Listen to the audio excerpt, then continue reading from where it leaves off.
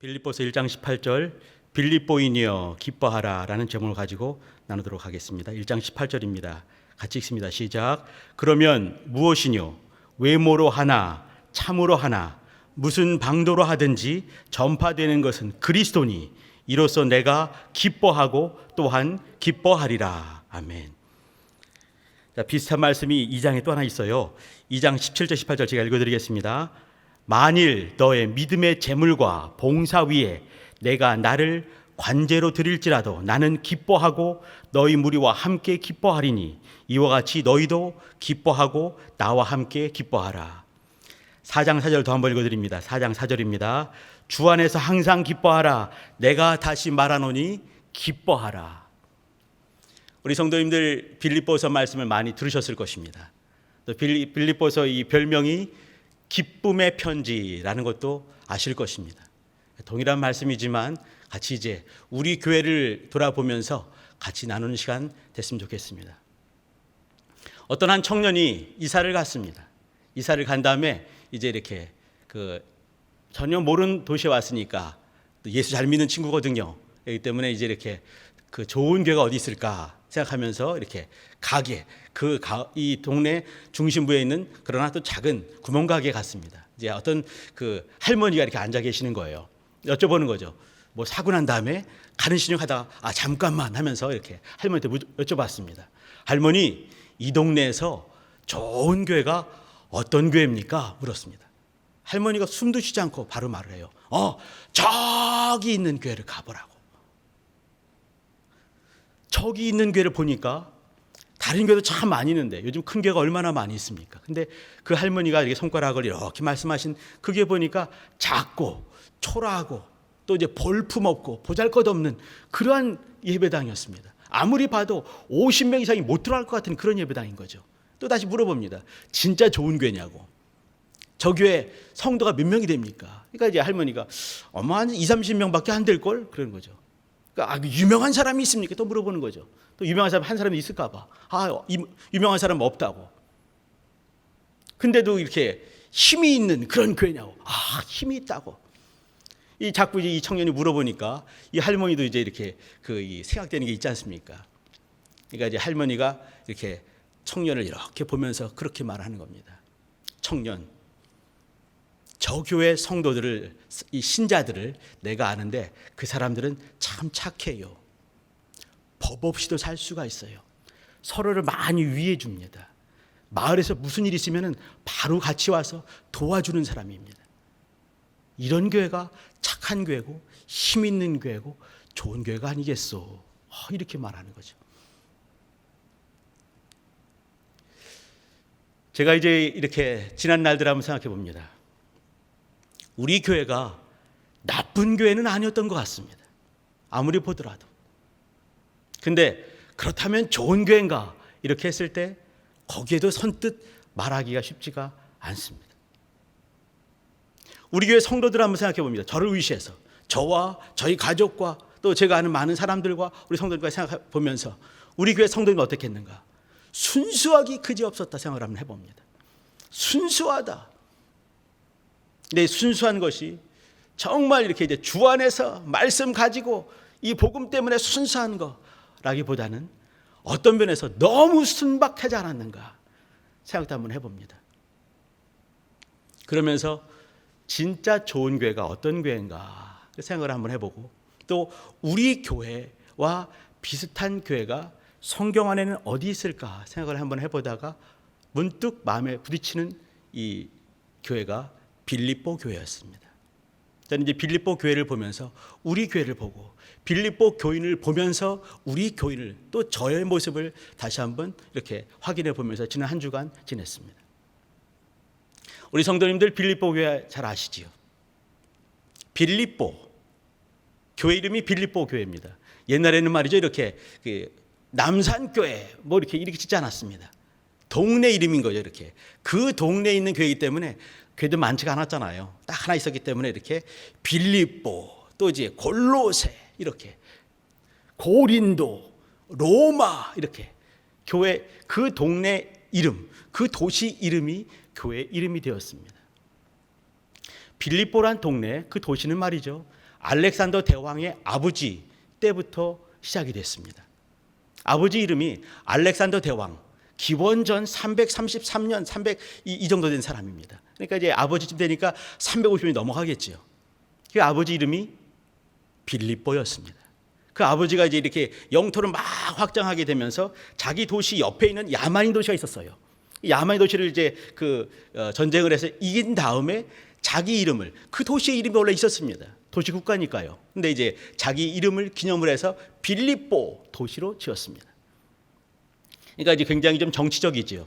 그 다음에 이렇게 그 헬라 문화권이 이 빌립보 왕 다음에 두 번째가 알렉산더 아니겠습니까? 알렉산더 대왕이 큰 제국을 만들지요.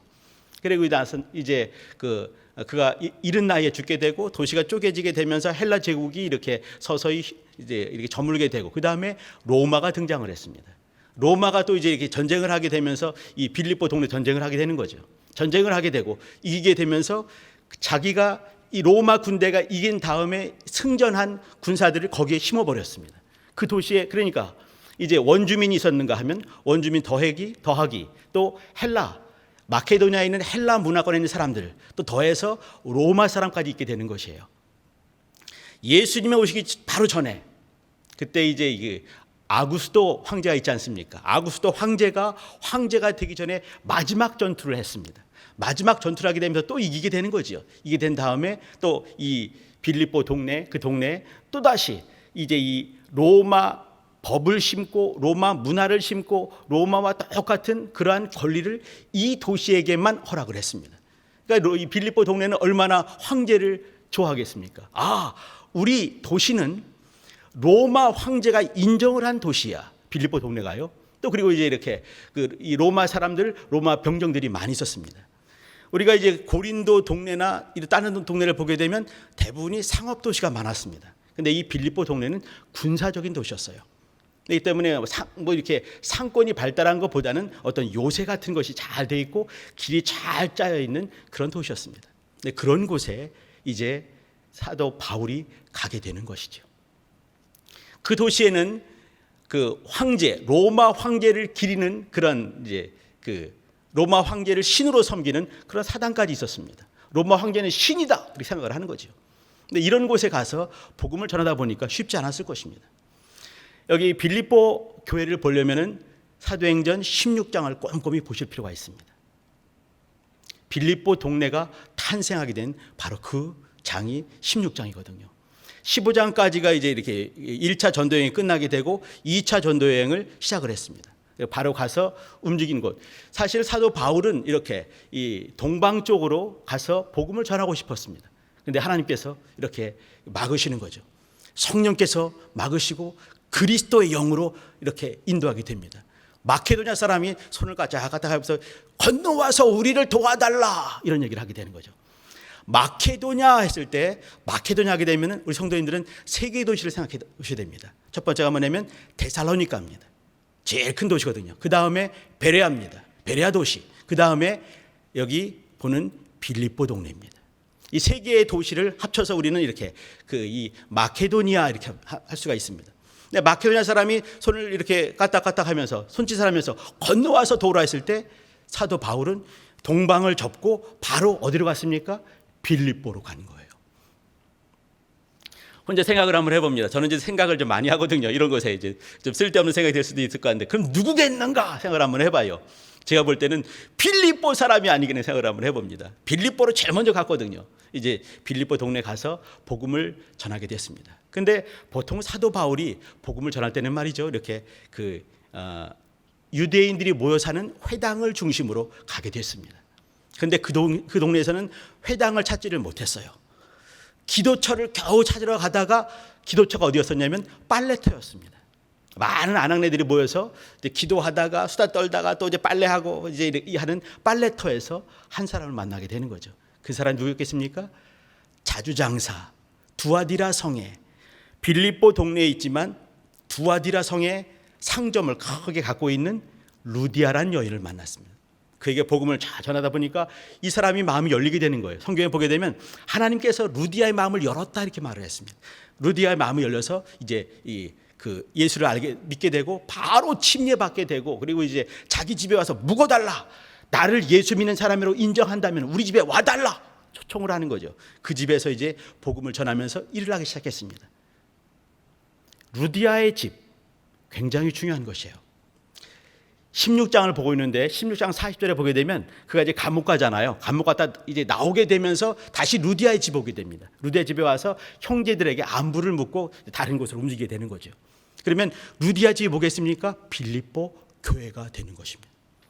그 당시에는 이렇게 어떤 예배당을 짓는 것이 아니라 가정집에서 예배를 드렸는데 루디아의 집이 빌립보 교회가 된 것이죠. 그러면 빌립보 교회 교인의 넘버 원은 누구냐면 루디아 여인이었습니다. 두 번째 사람을 만나게 됩니다. 이제 사도 바울이 이제 이렇게 그 신라와 같이 복음을 전하러 이렇게 죄송합니다. 기도처로 가다가 보니까 어떤 이 젊은 처녀 쫓아오는 거죠. 가만히 보니까 귀신 들린 사람이에요. 귀신 들린 여종이 쫓아오면서 말을 합니다. 당신은 하나님의 거룩한 자입니다. 좋은 말 같지만 쫓아와서 가는 곳마다 와서 이 말을 계속 한다면 얼마나 힘들겠습니까? 복음을 전해야 되는데. 그러니까 이제 또 계속 그러다가 어느 날 잡아서 이제 한마디 하는 거죠. 내가 예수 그리스도의 이름을 명하노니 귀신은 나와라! 명령을 했습니다. 여인에게서 이 여자 종에게서 귀신이 나가버렸습니다. 귀신이 나가게 되면은 이 계집종이 여자종의 이 주인은 밥 먹고 살 수가 없는 거예요. 이 귀신은 보통 귀신이 아닌 거죠. 점하는 귀신이 들어가 있었습니다. 이제 이 주인이 신고하는 바람에 옥에 갇히게 되면서 또 이제 옥에서 역사가 있는 거죠. 그러면 두 번째 성도를 우리는 생각할 수가 있는 거예요. 누구겠습니까? 그 여자 하인이었어요. 성경이 계집종 말하는 그 종이었습니다. 그 종이 드디어 예수를 알게 되는 거 아니겠습니까? 그 다음엔 이제 이 바울과 실라가 옥에 갇히게 됐습니다. 옥에 갇혀서 저 밑에 아주 깊이 이렇게 집어넣어 버린 거죠. 간수에게 한마디 했습니다. 잘 지켜라! 한마디 했습니다. 근데 그날 밤에 이제 이 한밤중에 바울과 실라가 일어나서 찬송을 하기 시작했습니다. 성경을 가만히 보게 되면요, 죄수들이 다 들었다라고 말을 했습니다. 찬송을 하고 찬미를 하고 있는 거죠. 이 종들이, 이 죄인들이 얼마나 좀 안 좋았을까. 잠도 못 자고 말이죠. 근데 갑자기 큰 지진이 나기 시작했습니다. 지진이 나고 그 다음에 옥문이 열리고 착고, 그 당시 착고들은 말이죠, 쉬운 것이 아닙니다. 보통 이 발을 이게 아니라 이렇게 벌려놨습니다. 이렇게 움직이지 못하게 태권도하는 사람처럼 이렇게 갈라버린 거예요. 이렇게 이제 있다가 이게 순간에 다 이제 모든 문들이 다 이제 열려지게 되고 모든 착고가 이 바울과 실라만이 아닌 거예요. 모든 죄인들이 다 이제 착고가 다 풀어지게 된 거죠. 그러면 다 도망가지 않겠습니까? 근데 바울과 실라가 가만히 있는 거예요.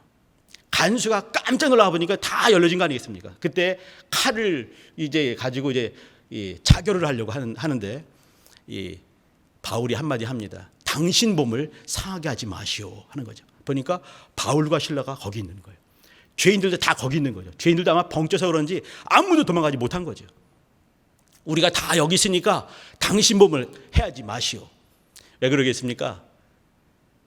다 놓치게 되면은 책임 물고 이 간수뿐만 아니라 그 집안까지 다 연좌해서 이렇게 큰 해가 갈 수 있기 때문에 자기만 죽으면은 우리 집은 무사하겠지 싶어서 자기만 자결하려고 했던 것입니다. 12장에 이제 베드로가 똑같은 상황이 있지 않습니까? 근데 베드로는 나와버렸어요. 저는 이거 보면서 야, 바울이 참 대단한 면도 있다 생각을 한번 해봅니다. 그러면서 이제 이 여인, 이 가정에 데려와서 다 씻기게 되고 이제 한번 물어보죠. 어떻게 하면 우리가 구원을 얻겠습니까? 물어보니까 주 예수를 믿으라. 그리하면 너와 네 집이 구원을 얻을 것이다라는 유명한 말을 하게 되죠. 그럼 어떻겠습니까? 그도 그날 침례받았거든요. 그러면 이 빌립보 교회를 이루게 되는 세 그룹이 있는 거예요. 정말 기가 막힌 경험들을 한 사람인 거죠. 한 사람은 옥에서 간수로 있으면서, 이 사람은 저 말단이지만 그러나 공무원입니다. 그러나 이제 또 이제 이렇게 예수를 알게 되고 주 안에 들어오게 되면서 빌립보 교회를 이루게 되는 거죠. 그와 그 권속들 다 믿은 거 아니겠습니까? 전 또 하나, 이 죄인들이 그걸 봤어요. 죄인들이 착고가 풀어지는 거, 하나님의 역사를 보게 되고 그걸 다 보게 되면서 그 죄수 중에도 어떤 사람들은 예수 믿는 사람이 있을 수 있겠다 생각을 한번 해봅니다. 이렇게 그러면 루디아, 어떤 이제 이 크게 상점을 하는, 가게를 하는, 기업을 하는 그 사람이 있는가 하면, 또 종인 사람이 있는가 하면, 또 말단 공무원이지만 공무원도 있게 되는 거죠. 이런 사람들이 같이 뭉쳐 있었습니다. 빌립보 동네는 크진 않지만, 그러나 아주 좀 이렇게 알찬 동네였지만 교인들은 심히 가난했습니다. 우리가 여기 이제 빌립보서 말고 고린도후서 8장을 보게 되면, 고린도후서는요 빌립보 동네에서 사도 바울이 와서 3차 전도 여행 때 쓴 것이 고린도후서입니다. 여기 빌립보서는 그가 로마 감옥에 있으면서 61년쯤 됩니다. 이때 이제 쓴 거거든요. 근데 이제 그 3차 전도 여행 때 쓴 것이 고린도후서인데, 거기에 보게 되면 너희가 마케도냐 사람들이요, 너희가 심히 가난하고 아주 힘들 때도 너희 물질을 통해서 이렇게 하나님께 드렸도다, 이렇게 감사한 얘기를 하고 있는 것이죠. 인색함으로 한 것이 아니라 즐거움으로 드렸구나, 고맙다, 감사하다, 하나님이 즐겨 받으실 것이다, 이런 얘기하는 것이 고린도후서 아니겠습니까? 8장과 9장이 쫙 이어서 그런 말들을 하고 있는 것이죠. 여기 그 빌립보 교인들은 정말 착했습니다. 아주 순수했습니다. 순전했습니다. 섬기기를 좋아했습니다. 그들은 비록 가난했고 많이 힘이 없었지만 힘을 다해서 사도 바울을 섬겼던 사람이, 교회를 섬겼고 하나님을 섬겼던 사람들이 이 빌립보 교인이었습니다. 빌립보서를 이제 가만히 보게 되면 아까도 말한 것처럼 기쁨의 편지입니다. 기쁨, 기뻐하라, 이런 말들이 16번 계속해서 반복해 나오고 있습니다. 더 많이 나오는 것이 무엇인지 아십니까? 예수란 말입니다. 21번 등장을 합니다. 더 많이 나오는 것이 뭔지 아시겠습니까? 그리스도란 말입니다. 38번 등장을 합니다. 합쳐보게 되면요, 예수, 그리스도, 기쁨, 이 말이에요. 이 말은 뭐냐면 예수 그리스도의 기쁨으로 기뻐하라, 이 말을 하는 거죠.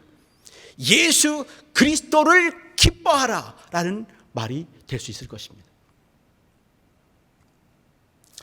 자, 이렇게 기쁨의 편지, 사도 바울이 쓴 편지는 말이죠, 어떤 특별한 목적이 대부분 있었습니다. 여기 빌립보 교회도 사실은 이렇게 세 그룹이 모였고, 또 이제 이렇게 아주 가난했지만 똘똘 뭉치면서 잘 신앙생활을 해왔습니다. 그러다가 어느 순간에 이제 이렇게 그 인간들의 모습들이 드러나게 되는 것이죠. 빌립보 교회의 아픔입니다. 저는 이 아픔 속에서 우리 교회의 아픔을 또 보게 됩니다. 첫 번째가 뭐냐면, 사실 이제 그 당시에 교회의 어떤 아픔이라 한다면 힘든 것이 첫 번째는 가난입니다. 가난했거든요, 대부분이. 빌립보 교회 마찬가지였습니다. 두 번째는 핍박입니다. 외부적인 핍박이 많이 오게 되는 것이죠. 또 내부적으로도 어려움이 많이 있을 수가 있는 것이에요. 그것이 뭐냐면 여기는 이렇게 그 거짓 교사가 들어와서 다른 교훈들을 교회에 자꾸 주는 것이었습니다. 쉽지 않았지요. 그때 이제 사도 바울은 개들을 삼가해라, 손 할례자를 멀리하라, 또 행악하는 자들을 멀리하라, 이런 말들을 하게 되는 겁니다. 또 가장 힘든 것이 뭐였냐면, 인간의 속성 중에가 뭐냐면 이 당을 짓고 편을 짓는 겁니다. 분리하고 이렇게 나눠지는, 분열하는 것이죠. 여기 이제 이렇게 세 그룹을 말했는데, 세 그룹 때문에 그랬는지 모르겠지만 이렇게 교회가 쪼개지는 모습이 있었습니다. 그렇기 때문에 이 사도 바울은 2장에서 그런 말들을 하죠. 너는 한 마음을 가져라, 한 뜻을 품어라, 한 개의 또 이 생각들을 가지고 주장을 해라, 이런 말들을 하게 되죠. 그리고 이어서 하는 말이 그 유명한 말합니다. 예수 그리스도의 마음을 소유해라, 이런 말을 합니다. 그러면서 이제 사도 바울이 어떻게 교회가 돼야 될 것인가, 이런 말들을 계속 풀어가게 되는 것이죠. 사도 바울이 하는 얘기 중에 가장 중요한 얘기가 뭐냐면 사실은 이제 기쁨을 말하는 것이었습니다. 그 기쁨, 근데 사도 바울도 마찬가지고 이 빌립보 교회도 사실 그 기뻐할 만한 환경과 여건은 되지 않았습니다. 61년도쯤에 그가 이제 사도행전을 보게 되면요, 28장입니다. 맨 사도행전 맨 마지막 끄트머리에 옥에 갇히게 되면서 거기서 복음을 전했지요. 바로 그 장면에서 쓰여진 것이 빌립보서입니다. 61년쯤 되거든요. 그러면 빌립보 교회가 탄생을 하고 한 10년이 흘렀습니다. 그 다음에 사도 바울은 거기에서 만약에 재판을 한 다음에 사도 바울 사형! 그럼 목 잘라지는 겁니다. 사형당하는 거죠. 그러면 그가 복음을 전하다가 사형받을 거를 각오하고 로마에 온 거거든요. 그러면 죽을 수도 있는 것이에요. 그런 입장에서 사도 바울은 빌립보 교회에게 편지를 쓰고 있는 겁니다. 기뻐하라 이 말을 하는 거죠. 오늘 본 말씀이 뭐냐면 이렇게 그러면 무엇이뇨 외모로 하나 참으로 하나 무슨 방도로 하든지 전파되는 그리스도니 이로써 내가 기뻐한다 또한 기뻐한다 이렇게 말하죠. 이게 어떤 상황이냐면요, 그가 사도 바울이 로마 감옥에 왔습니다.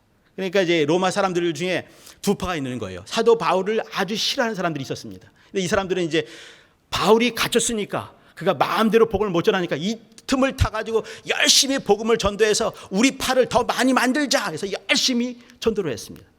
사도 바울은 그거 보면서 자기를 반대해서 자기 반대파 교회를 만들어내면서 복음을 막 열심히 전하고 있는 것이에요. 사도 바울이 박수치는 겁니다. 잘한다 이렇게 하는 거죠. 외모로 하든지 아니면 뭐 이제 참으로 하든지 전파되는 것은 누구신가? 그리스도 아니겠느냐? 나는 이것을 기뻐하고 또한 기뻐한다 이 말을 하는 거예요. 물론 이제 사도 바울 편에 있는 사람들은 사도 바울이 못하는 것까지 힘을 다해서 복음을 전하고 있었습니다. 두 파가 있었을 때 사도 바울은 두 파가 나눠서 열심히 전한다 한다면 아무튼 예수가 전해지기 때문에 나는 그 기쁨으로 충만하다 이 말을 하고 있는 거예요. 사도 바울이 그랬습니다. 사도 바울이 오게 갇혔을 때 빌립보 교인들은 말이죠, 사도 바울과 아주 끈끈하게 연결이 잘 돼 있었습니다. 왜 그런지 좀 이따 말씀드리겠습니다. 아주 그냥 사도 바울을 사모하고 그들을 돕기 위해서 없는 살림에 극한 가난 중에서 물질을 쪼개서 그의 선교 헌금을 하고 또 물질을 보내고 떡을 보내고 옷을 보내고 이렇게 역사를 했습니다. 사도 바울은요 많은 순간에 자비량을 했습니다. 이 때문에 대부분 사양을 많이 했어요. 그런데 빌립보 교회만큼은 사양하는 것도 있어요. 이렇게 나는 부한대 처하기도 하고 가난 처하기도 하고 다 나는 자족한다. 걱정하지 말아라 하면서도 받을 것 받았습니다. 왜 그러냐면 빌립보 교인들의 마음을 알았기 때문에 그렇습니다. 근데 사도 바울이 갇혀 있으니까 너무 마음이 상한 거죠. 왜 우리 사도 바울이 갇혀야만 되는가? 하나님 어떻게 된 겁니까? 하니까 이제 이렇게 얘기를 하는 거예요.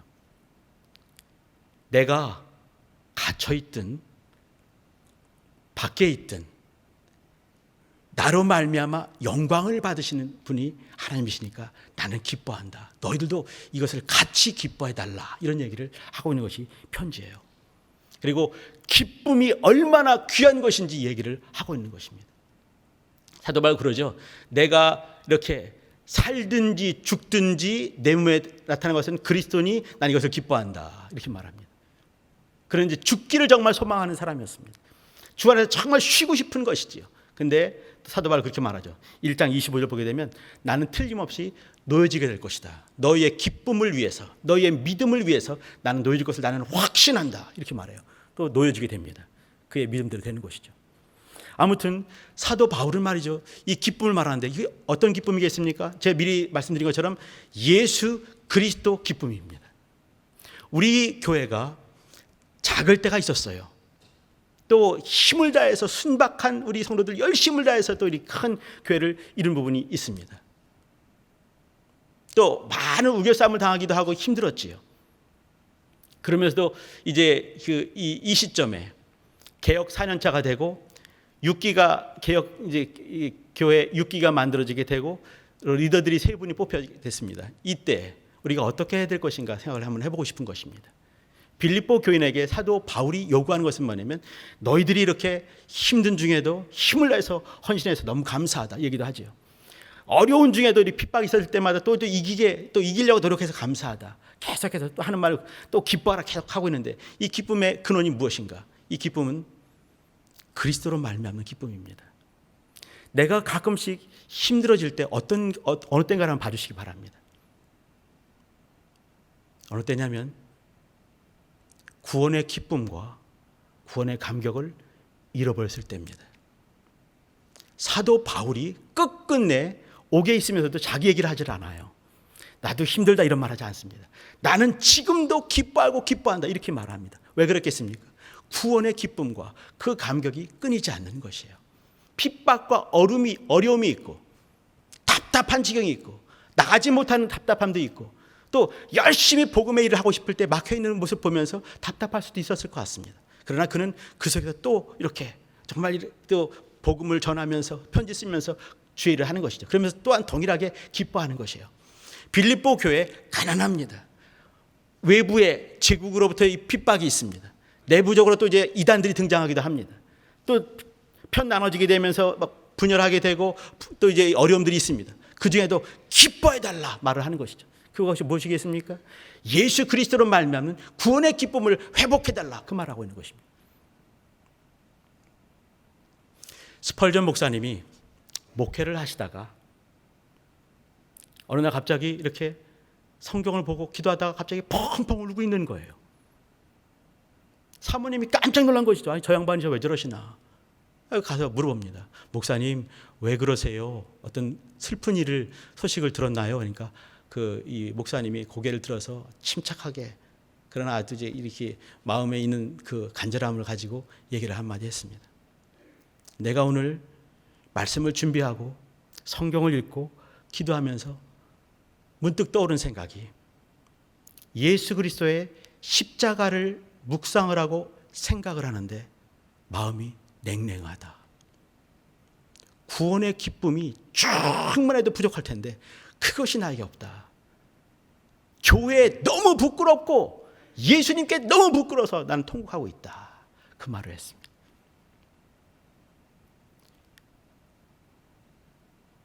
어떤 상황들은 늘 벌어질 수 있습니다. 어려운 상황들, 교회 힘들 때가 많이 있지요. 교회 가정적으로 힘들 때가 많이 있습니다. 개인적으로 힘들 때가 많이 있을 것입니다. 사는 거기 때문에 그런 것이죠.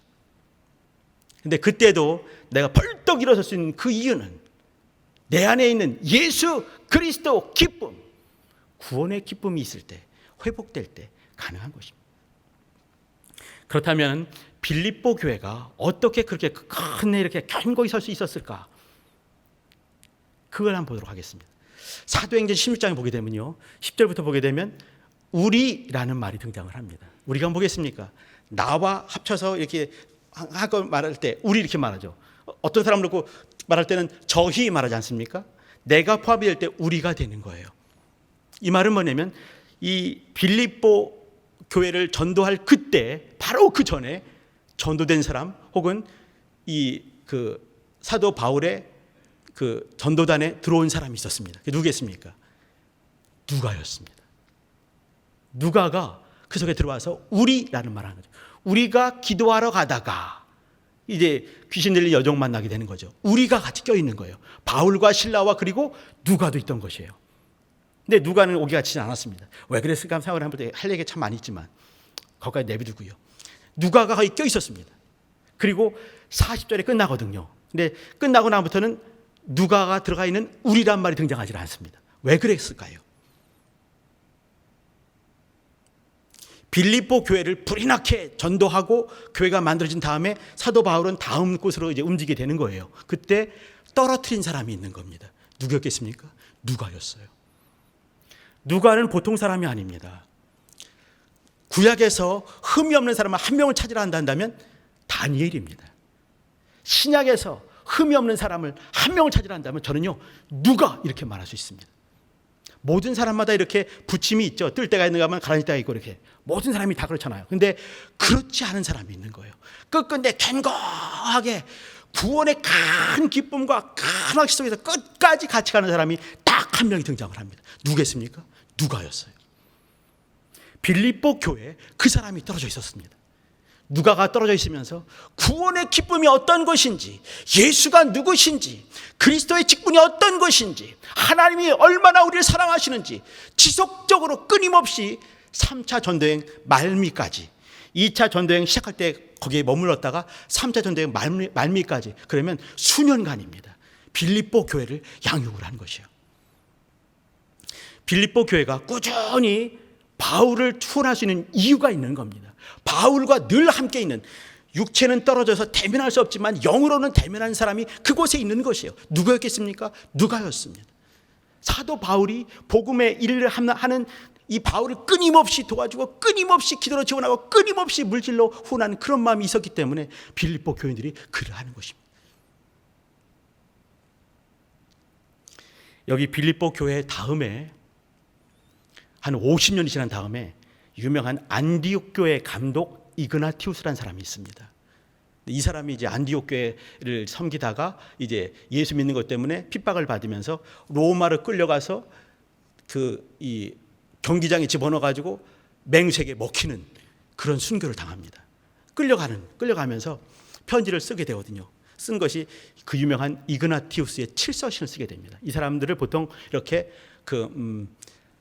사도 다음 세대이기 때문에 그 속사도, 사도 다음 사람, 사도에게 직접 훈련받은 사람 속사도라고 부릅니다. 이그나티우스라는 사람이에요. 근데 이 이그나티우스가 이렇게 사도 바울의 전도 여행을 따라서 쭉 가게 되면서 빌립보 교회에 오게 되는 거예요. 빌립보 교회 와서 빌립보 교회 사람들에게 잘 또 이제 이렇게 섬김 받고 이제 마지막 가서 이제 사자에게 먹히는 그 순교를 당하게 됩니다. 그때 들린 곳이 빌립보 교회에 들게 됩니다. 또 50년 후에 또 한 사람의 속사도가 또 순교를 해요. 그 유명한 폴리카 명감님입니다. 서머나 교회 감독이었거든요. 사도 요한의 직계 제자입니다. 그가 쓴 서신이 딱 2개가 있어요. 근데 한 교회에 썼습니다. 어디 교회에 있습니까? 빌립보 교회에 썼습니다. 빌립보 교인들아, 예수 그리스도를 중심으로 살도록 해라. 그거 쓴 거예요. 핍박 중에 힘든 중에도 자기 믿음을 지키려고 애를 쓰는 빌립보 교인에게 쓴 서신이 이 폴리카백에서 발견이 됩니다. 빌립보 교회, 어떤 교회냐면 첫사랑을 또 구원의 기쁨과 감격을 잃어버리지 않는 그런 사람이었습니다. 지금 이제 현존하는 그 설교자 중에서 아마 미국의 그 5손가락 아니면 3손가락 안에 드는 사람 중에 침례교 목사님이 한 분 계세요. 존 파이퍼 목사님이십니다. 지금 75살이셨어요. 근데 이분의 별명이 뭐냐면 이렇게 기쁨의 신학을 갖고 있는 목회자, 하나님의 진정한 기쁨을 아는 기독교 희락주의자, 이분의 별명입니다. 기독교 희락주의자. 저도 이런 별명 갖고 싶은데, 근데 그분이 이렇게 말했습니다. 신자들의 삶은, 영광을 향해 나아가는 신자들의 삶은 매 순간마다 순탄할 수는 없다. 그러나 마지막 순간에 영광 가운데 도달하게 될 것이다. 믿으시길 바랍니다. 그리고 이제 이어서 하는 말이 뭐냐면, 신자들이 살아갈 때, 성도들이 살아갈 때 많은 어려움들이 있지요. 근데 이 어려움 중에 우리가 지금 당하고 있는 이런 어려움들, 혹은 또 좋은 일이 있다 하더라도 우리는 지금 최고의 것을 경험하는 것은 아니다. 아직 우리는 최고의 것 가운데 들어가 있지 않다. 그러나 하나님께서 우리를 최고의 것 가운데로 인도하시면서 당신이 가정이, 당신의 공동체가, 당신들이 있는 그 교회가 가장 어렵고 가장 힘들 때도 하나님께서는 그곳에서 당신들을 위해서 일하실 것이다. 최고의 것으로 인도를 하신다는 거예요. 그때 우리 주위에서 일하시는 분이 바로 하나님이시다. 그렇기 때문에 하나님을 기뻐하시오. 하나님을 기뻐하는 것이 우리의 힘입니다. 라고 파이퍼 목사님 말을 했어요. 우리가 기뻐할 수 있는 그 이유는 내가 지금 최고의 것 가운데 살지 않는 것이에요. 최고의 것은 우리 앞에 있을 것입니다. 우리 주님께서 그것을 우리를 인도하실 것입니다. 인도하시면서 우리 보고 일하라는 것이 아닌 거예요. 내가 일할 것이다. 너희가 할 것은 뭐냐면 나를 끝끝내 인정하는 것이 너희의 일이다. 사도 바울은 빌립보 교회를 너무 사랑했어요. 그래서 자기와 정말 닮은 어떤 한 사람을 거기 놓고 왔습니다. 빌립보 교회는 그 사람을 보면서 어떻게 처음 사랑을 회복하고 예수로 말미암아 기뻐하는 것인지, 예수의 기쁨을, 구원의 기쁨을 늘 회복하는 것이 어떤 방향인지를 알면서 그들은 신앙생활을 했습니다. 그러면서 끝끝내 빌립보 교회, 기쁨의 교회를 이루었습니다. 우리 교회, 지금 우리가 할 것은 뭐냐면 구원의 기쁨을 회복하는 것입니다. 지금 우리는 최고의 것을 소유하지는 못했습니다. 거기에 도달하지 못했지요. 그러나 주님께서 우리를 그쪽으로 인도하실 것입니다. 순탄치는 않지만 반드시 그 영광을 보게 하실 것입니다. 그러면서 할 것은 뭐냐면 하나님을 기뻐하는 것이 우리의 일입니다. 예수 그리스도 기쁨 소유하는 것이 우리의 일인 것이에요. 그때 우리가 때에 따라서 가장 기뻐하는 영광의 그곳에 있게 될 것입니다. 우리 같이 찬양을 할 건데요. 목마른 사슴입니다. 목마른 사슴 시냇물 찾아 헤매듯이 내 영혼 주를 찾기에 갈급하나이다. 2절 보시게 되면요, 금보다 귀한 나의 주님, 내게 만족 주신 주, 당신만이 나의 기쁨, 또한 나의 참보배 이렇게 씁니다. 예수만이 여러분의 보여야 되십니까? 우리 성도님들, 우리가 살 수 있는 이거, 교회가 이제 힘들 때도 있을 것입니다. 가정이 힘들 때도 있을 것이에요. 각자 힘들 때도 있을 것입니다. 그때마다 무엇이 보이나요? 예수가 보이십니까? 그리스도가 보이십니까? 기쁨이 보이십니까? 그러면 살 수 있는 것입니다. 우리가 회복할 것은 뭐냐면 바로 그 지점이에요. 예수 그리스도 기쁨을 회복하는 것입니다. 그 옛날에 빌립보에는 말이죠, 누가가 있었기 때문에 그걸 보면서 있었죠. 우리 교회 안에 누가는 누굴까요? 내가 볼 때는요, 우리 성도님 바로 당신입니다. 누가같이 예수 그리스도 기쁨을 회복할 수 있는 바로 그 사람은 누가, 저 사람이 아니라 바로 당신입니다. 우리인 것이죠. 그러면서 내 주변에 있는 사람들이 나를 드러내기보다 예수를 드러내며, 바울이 그랬던 것처럼 누가는 말이죠, 누가란 이름은 딱 3번 등장을 합니다. 사랑받는 의원 누가 이렇게 말했습니다.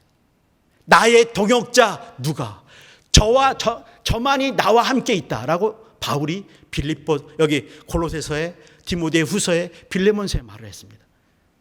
나의 동역자, 하나님의 동역자였습니다. 교회의 동역자였습니다. 저만이 나와 함께 있다, 늘 함께하는 임마누엘의 사람이었습니다. 사랑받는 의원 이렇게 말했습니다. 사랑받는 자, 사랑하고 사랑받는 사람이었습니다. 이 사람이 누가 같은 사람인 거예요. 또 예수 그리스도 기쁨을 회복할 수 있는 사람입니다.